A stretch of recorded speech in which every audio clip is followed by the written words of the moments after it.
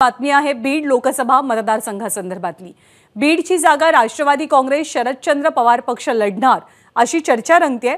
बजरंग बाप्पा सोनावणे राष्ट्रवादी काँग्रेस शरदचंद्र पवार पक्षाच्या चिन्हावर बीड लोकसभेची जागा लढण्याची शक्यता आहे। बजरंग बाप्पा सोनावणे यांचा उद्याच राष्ट्रवादी काँग्रेस शरदचंद्र पवार पक्षामध्ये प्रवेश होण्याची शक्यता आहे। महायुतीकडनं पंकजा मुंडे उमेदवार आहेत आणि त्यांच्या विरोधात बजरंग बाप्पा सोनावणे शरदचंद्र पवार पक्षाकडनं निवडणूक लढवू शकतात। निलेश बुधावले आपल्या सोबत आहेत। निलेश, अगदी थोडक्यात काय असतील समीकरणं महायुती महाविकास आघाडीची? बजरंग बाप्पा सोनावणे यांचं नाव चर्चेत आहे। मागच्या निवडणुकीमध्ये देखील बजरंग बाप्पा सोनावणे हे उमेदवार होते आणि 2 नंबरची मतं त्यांना मिळाली होती, त्यामुळे कदाचित हेच उमेदवार म्हणून असेल। खरं तर मागच्या 2-3 दिवसांमध्ये ज्योती मेटे, विनायक मेटे यांच्या मिसेस ह्या देखील शरद पवारांना भेटून गेलेल्या आहेत आणि त्यांना देखील दावेदारी केलेली आहे।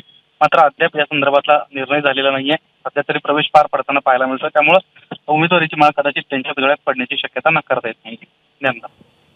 धन्यवाद निलेश, या माहितीबद्दल। वेळोवेळी ताजे अपडेट जाणून घेत राहू।